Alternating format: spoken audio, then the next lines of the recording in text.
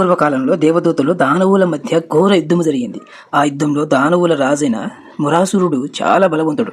అతను దేవదూతలను ఓడించి వారు స్వర్గాన్ని విడిచి పారిపోయేలా చేశాడు. దేవదూతలు అందరూ కలిసి శ్రీ మహావిష్ణువు వద్దకు వెళ్ళి, ప్రభువు, మురాసుని నుంచి మమ్మల్ని రక్షించండి అని ప్రార్థించారు.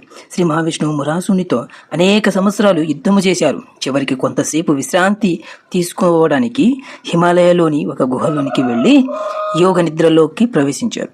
శ్రీ మహావిష్ణువు నిద్రలో ఉన్న సమయంలో మురాసుడు ఆయనపై దాడి చేయడానికి వచ్చాడు. అదే సమయంలో శ్రీ మహావిష్ణువు దివ్యశక్తి నుంచి ఒక అద్భుతమైన కన్య అవతరించింది. ఆమె మురాసునితో భీకరంగా యుద్ధం చేసి చివరికి అతన్ని సంహరించింది.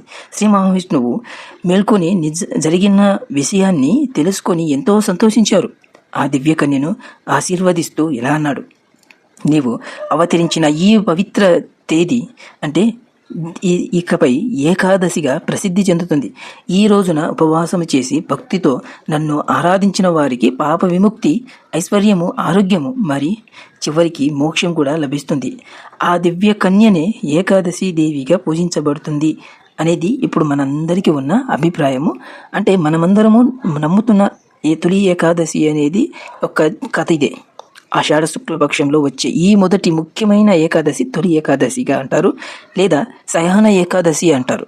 ఈ రోజున శ్రీ మహావిష్ణువు 4 నెలల యోగ నిద్రలో అంటే చాతుర్మాస్యం ప్రారంభ స్థానం అంటే మొదటి పురాణాలలో నామస్మరణము చేయడం కూడా మనకు శుభప్రదంగా ఉంటుంది అని పవిత్ర గ్రంథాలలో కూడా ఇది రాసి ఉంది. సో నీతి, భక్తి, నియమం, ధర్మాన్ని పాటించే వారిని భగవంతుడు ఎల్లప్పుడూ కాపాడుతాడు. ఈ రోజు నుంచి మనమందరము దేవుని విషయంలో అంటే దానము, ధర్మము చేయడము విశేష ఫలితాన్ని కూడా ఇస్తుంది. సో ఇది శ్రీ మహావిష్ణువు యొక్క అత్యంత ప్రతిష్టాకరమైన రోజు. అంటే మనమందరమును శ్రీ మహావిష్ణువు అంటే తొలి ఏకాదశి ఎలా వచ్చింది ఈ తేదీ అనే విషయం కోసం ఈ పవిత్రమైన తొలి ఏకాదశి యొక్క కథని చెప్పడం జరిగింది. మన ఛానల్ని సబ్స్క్రైబ్ చేసుకుని మరిన్ని ఆసక్తికరమైన విషయాలను మీకు తెలియజేయడం కోసము మన ఛానల్ని ఫాలో చేయండి. బాయ్.